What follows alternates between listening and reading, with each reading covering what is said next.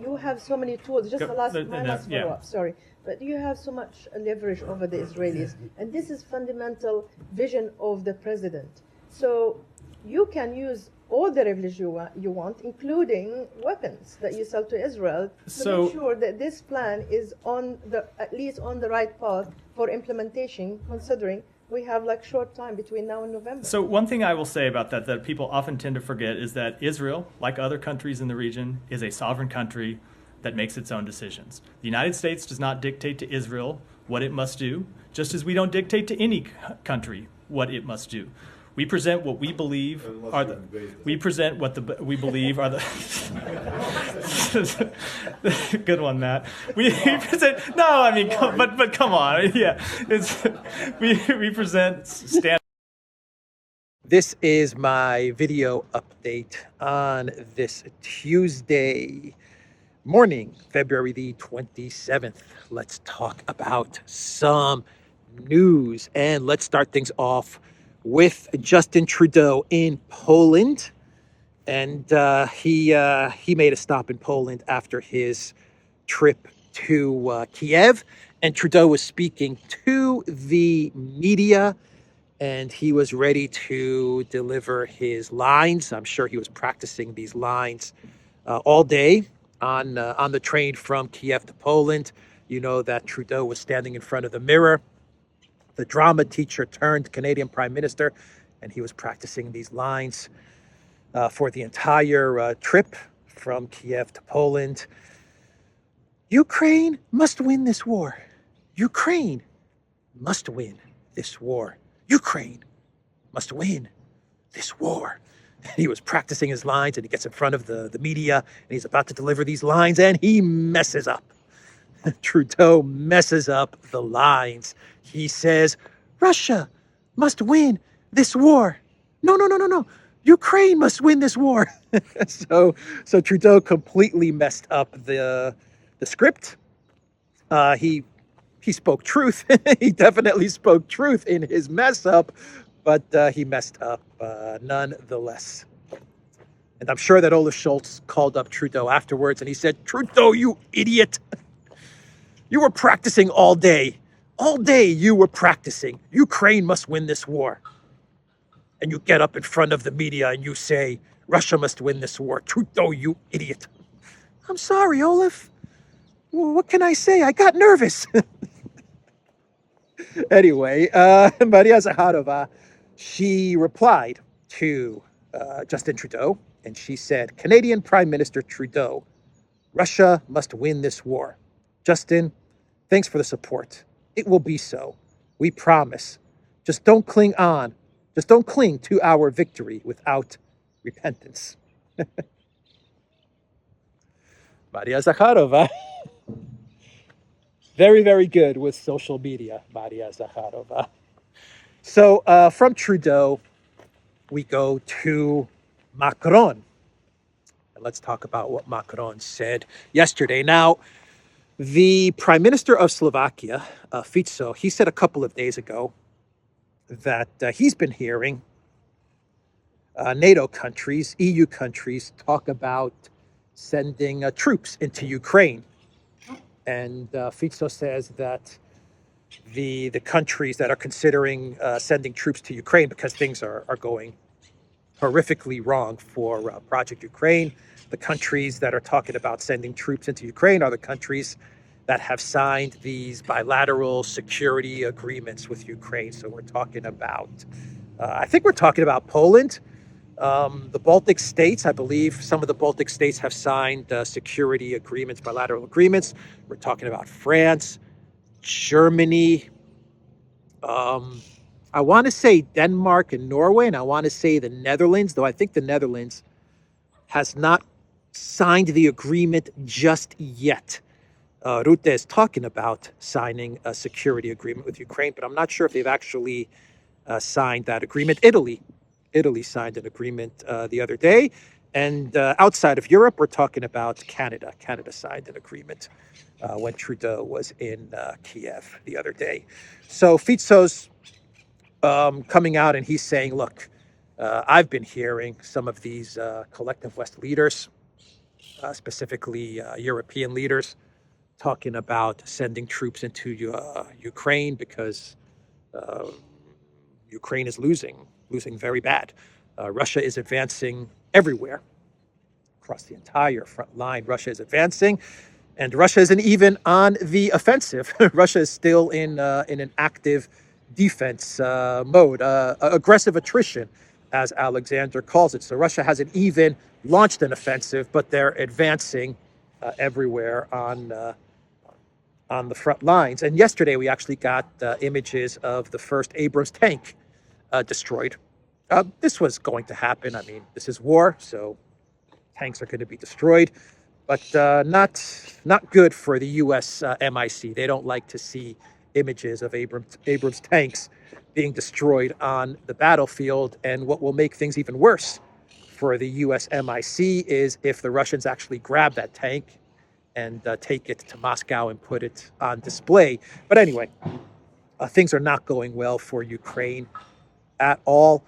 And Fico's like, look, I'm hearing the Western leaders, they're talking and they're getting nervous and they're panicking and they're thinking about using these bilateral agreements as a pretext to send troops into Ukraine.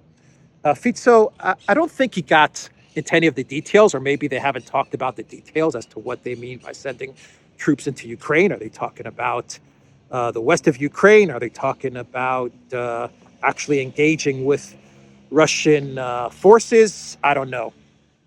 But that's what Fico said a couple of days ago. And then you have Macron.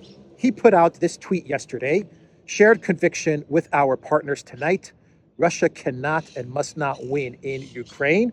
So Macron was talking about how the collective West cannot, under any circumstances, allow Russia to win this war. And Macron said that perhaps NATO or European Union member states should send troops into Ukraine. And this is from the Associated Press. Putting Western troops on the ground in Ukraine is not ruled out in the future, French leader says. French President Macron said Monday that sending Western troops on the ground in Ukraine is not ruled out in the future after the issue was debated at a gathering of European leaders in Paris as Russia's full-scale invasion grinds into a third year. They always have to say full-scale invasion. They always have to put that in there. You have to put full-scale invasion. I wonder if the journalist who wrote this article for the Associated Press handed it to the editor, and it just said, as Russia's invasion grinds into a third year, and the editor's like, what are you doing? How many times have I told you? Full-scale invasion. You have to say full-scale invasion. Anyway, the Associated Press says the French leader said that we will do everything needed so Russia cannot win the war after the meeting of over 20 European heads of states and government and other Western officials. There's no consensus today to send in an official endorsed manner troops on the ground, but in terms of dynamics, nothing can be ruled out, Macron said in a news conference at the Élysée presidential palace. Macron declined to provide details about which nations were considering sending troops, saying he prefers to maintain some strategic ambiguity. So there you have it. Macron is he's throwing it out there. He's crossed the red line. He's crossed the Rubicon. No longer is it taboo for collective West officials to say that they are ready to start a war with Russia. Maybe Macron is balloon testing this idea, this strategy, trying to get a feel for the reaction of the French people, because I would imagine that France would be going to war with Russia. France would be sending troops into West Ukraine, so maybe he's trying to get a feel as for the reaction of the French people. Or maybe he's trying to see how the Russians are going to react to this statement. Who knows? Most likely he's just panicking because Project Ukraine is falling apart. Anyway, the AP, they report that the meeting included Olaf Scholz, and Poland's President Duda, as well as leaders from the Baltic nations. The United States was represented by its top diplomat for Europe, James O'Brien, and the UK by Foreign Secretary David Cameron. That's Lord Cameron, Associated Press, Lord Cameron. Duda said the most heated discussion was about whether to send troops to Ukraine, and there was no agreement on the matter. Opinions differ here, but there are no such decisions. So Duda's acknowledging that they're talking about this. This is Poland, and if there was to be an incursion into Ukraine, no doubt about it, Poland would be the tip of the spear. Poland and Romania, in my opinion, would be the countries that would go in first. Fico, by the way, said that Slovakia is not getting involved. Hungary, I imagine, is not going to get involved. So you're down to Poland, Romania, and they're going to be the first ones to be sent into Western Ukraine if this does indeed happen. Though I'm not quite sure how Poland's going to do this, given the fact that the farmers are pretty much blocking the entire border with Ukraine. But anyway, that's what Duda said. Duda admitted that they're talking about this, but he said that opinions differ and no decisions have been made. So Cameron was at this meeting. Schultz was at this event. Duda was there, and you had the U.S. represented by James O'Brien. So look, nothing's going to happen without the U.S. ordering Europe to do it. So that's clear. Europe is not going to enter into Ukraine unless the U.S. orders it to enter Ukraine. But Macron, he said it. He has put it out on the table. So is Macron bluffing? Perhaps. I mean, Macron, you always got to remember, Macron says one thing today, and tomorrow he says completely the opposite thing. So Macron does do that. But, he could be bluffing, and this could be a bluff to try to pressure the U.S. Congress or scare Mike Johnson into giving $61 billion for Ukraine. You better give the $61 billion, Congress, or else Europe's going to enter Ukraine and go to war with Russia. So either give $61 billion or else we're going to have World War III. Could be something like that from Macron. So he could be bluffing, but he might not be bluffing. He might not be bluffing at all, and he may be serious. They may be in such a panic over Project Ukraine that they're willing to go to war with Russia. That's how important Project Ukraine is for the EU globalist political elite. Macron at this event, he also said that Russia is going to attack 10 more countries after Ukraine. How he knows this? Don't know. Why not 20 countries? Why not 30 countries? Why not 5 countries? I have no idea. But that's what Macron said, that after Russia is done with Ukraine, it is going to attack another 10 more countries. So anyway, that is the statement from Emmanuel Macron that has everyone talking. And, Russia is ready for this. Russia is prepared for this. They have been preparing for this. They don't want this, but they're prepared for this. That's why they have hundreds of thousands of troops waiting in reserve, because they are anticipating that the collective West or NATO might actually get involved in the conflict in Ukraine. So this is a very bad idea for NATO. This is a very bad idea for France, for Poland, for Romania, for whatever country actually goes ahead and enters this conflict. The Russians are ready and waiting for them. And nothing's going to happen unless it gets the blessing of the United States. So Macron, he may come out today or tomorrow and he may say, no, what I meant was this or that or something else. Who knows? It depends on what the U.S. orders the Europeans to do. And, as I said, Macron, he flip-flops all the time. But, Duda is admitting that there's talk about this. Fico, a couple of days ago, he said that that the West is talking about entering the conflict in Ukraine. So there is obviously talk about the collective West getting involved in the conflict in Ukraine, because the project Ukraine is crumbling, and it's crumbling very quickly, much faster than I think any of us thought it was going to happen. It was going very slow, and now all of a sudden everything seems to be accelerating, and the globalist collective West elite, they are absolutely panicking.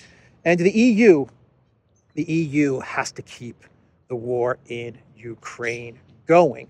Now, why does the EU have to keep the war in Ukraine going? Well, they have to keep the war in Ukraine going so that they can issue war bonds, which are Eurobonds under a different name. Then they can get to EU taxation, taxing EU citizens, and they can build an EU army, which is not an army focused outwards, but an army focused inwards on policing EU citizens. And they can keep the EU project going. That's why they have to keep the conflict in Ukraine going, because it is the fear of Russia. It is the demonization of Putin and the expansion, this narrative of Russia expanding, which gives the European Union the argument that they have to start issuing war bonds or Eurobonds. And from Eurobonds, you get to taxation, and from taxation, you also get to building the EU army and more centralization and more power into the hands of the European Union. Now, we've talked about Eurobonds on the Duran many times, and Tom Lungo put out a great article the other day where he talks about this. He talks about why it is important for the European Union to keep the conflict in Ukraine going. His article has the title, Why War Bonds Are Returning in Europe. And let me read you some of what Tom wrote in this article. And this article from Tom and our discussions on the Duran about Eurobonds, I think it provides the reasoning for the panic in Europe and why it is so important for the European Union to keep the conflict in Ukraine going and to keep Russia as the enemy, because this is the way that Europe is going to centralize more power.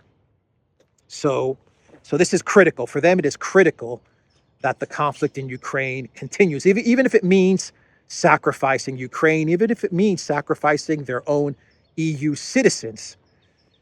This is the way that the EU project continues towards this totalitarian green bliss that they have in their heads. This utopia, this green totalitarian EU utopia that they're striving for. So let me read you some of what Tom wrote in this article. And let's start off with this push for 110 billion war bond. You have a lot of EU leaders talking about the need for the European Union to issue, as the European Union, not as member states, for the European Union, the Commission, to issue 110 billion dollar war bond. And they need to issue this war bond. Why do they need to issue this bond? Well, because they need to ramp up production of weapons. Why do they need to ramp up production of weapons? Well, because of Russia, because of the Putin. So Tom writes, the EU wants 110 billion in Eurobonds to be issued by the EU Commission to spend on arming Europe for the future and supporting Ukraine. More money for Ukraine, more war spending. But this is a far more complex and nuanced issue than just making sure the West fights Russia to the last Ukrainian. This is ultimately about shoring up the EU's fundamental weakness. It is an economic bloc with a common currency whose political authority is mostly powerless to control the value of that currency. For this reason, the EU leadership, nominally Davosian in their agenda, has been working their political machine towards giving the EU Commission that power through bond issuance and a centralized taxing mechanism. So this is the reason why the European Union wants to keep this war going. They want to tax EU citizens. That's what they want to do. And we're talking taxation without representation, because none of these appointed officials in Europe are elected. But they want to get to the power to tax, which will keep the EU project going, because the EU project is financially bust, right? So the only way that you can keep the EU project going is if you can tax EU citizens. On top of your national tax, they want to make it so that you have an EU tax. Now, how do you get to an EU tax? And I'm summarizing Tom's article here. And we got to get Tom on the Duran, because I think this is a huge story. This is a very, very important story. So we have to get a live stream going with Tom very soon so he can explain all of this. But I'm going to summarize it as best I can. So the EU, they want to tax citizens. And the way that you can get to taxing citizens and to keep the EU project rolling on is you get to these Eurobonds. And they've been wanting to issue Eurobonds for a while now, but Germany has been resisting issuing Eurobonds. Now, they did issue a Eurobond during the coup. Merkel agreed to this, but the agreement from Merkel, she said yes to this Eurobond, but she said this was a one-off. And the EU was like, yeah, this will just be a one-off. And so Merkel said, okay, let's issue a Eurobond. I think it was called the Shore Eurobond or something like that. But they want to make this a standard practice, right? The European Union issuing bonds and raising money so they can do their green ideology projects stuff that they like to do, right? So they can keep on funding the European Union, basically. So they want to issue bonds, and the way you and what was I saying? So they want to issue bonds, and you need a backstop for bonds, right? You can't issue bonds without having something to support the bonds. Who's going to buy the bonds if you don't have any type of revenue mechanism? So what's that backstop? Tax. You issue bonds, and people buy the bonds, institutions buy the bonds, because the EU is able to tax citizens, and that's how they know that the bonds are legit. So you see where I'm getting with all of this? This is why they want to keep Project Ukraine going, and these Eurobonds are just being disguised under a new name.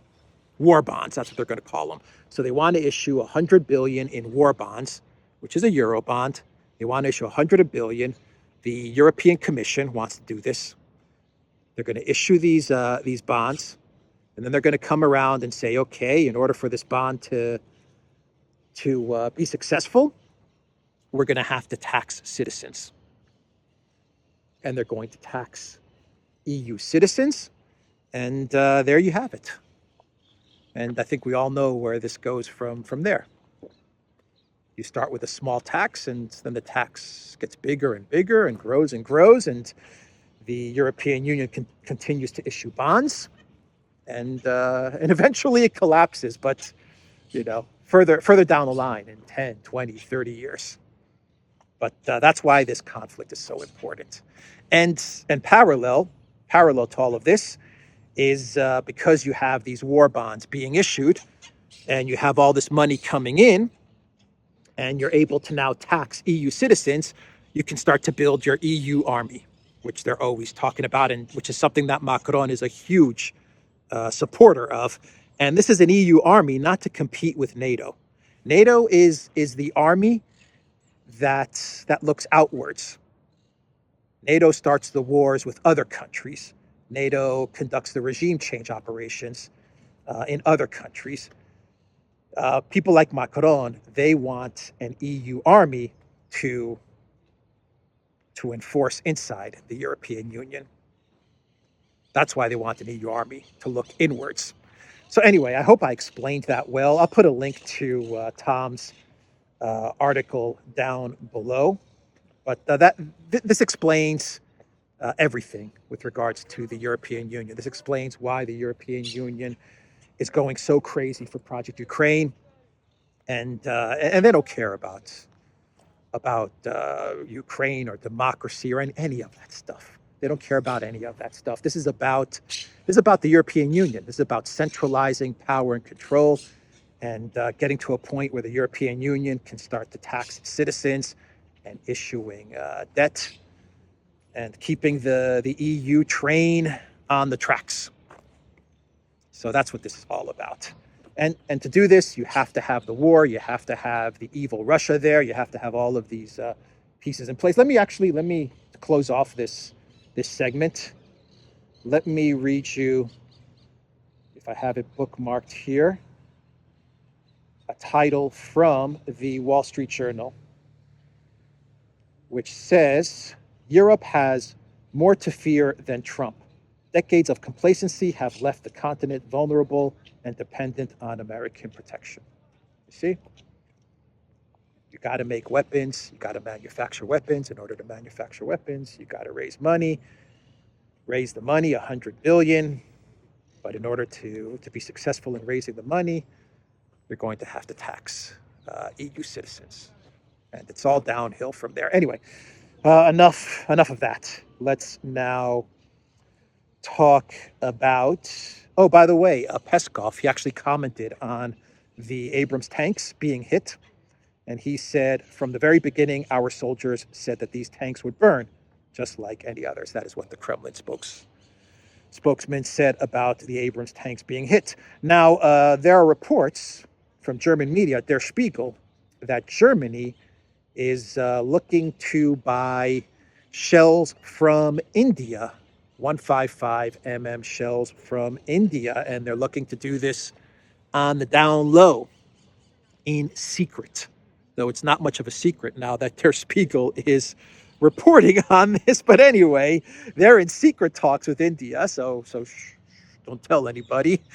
Don't tell anyone about this, because these are secret talks, according to Der Spiegel, and they're trying to get 155 NATO standard rounds to Ukraine. According to Der Spiegel, Germany has been eyeing India as a potential partner, with some estimates indicating that New Delhi could have hundreds of thousands of shells. Given that India maintains close relations with Russia, any potential deal could only be conducted in secrecy and with the help of intermediaries, Der Spiegel claimed. As such, discrete negotiations are underway to determine if this ammunition could be offered through intermediaries.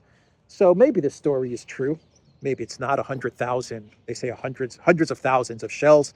It's not going to make a difference. Ukraine is going to run through those shells in a matter of days. Weeks, but this is what Der Spiegel is reporting. A super secret, quiet negotiations are taking place with India to get the shells, and because India is aligned with Russia, Germany's going to do all of this in secret and quiet so that the Russians don't find out. So anybody that is watching this, if you're watching this from Russia, just be quiet, because these are secret. Oh my God, these are secret negotiations with India. Hey, buddies. Look at how beautiful those parakeets are.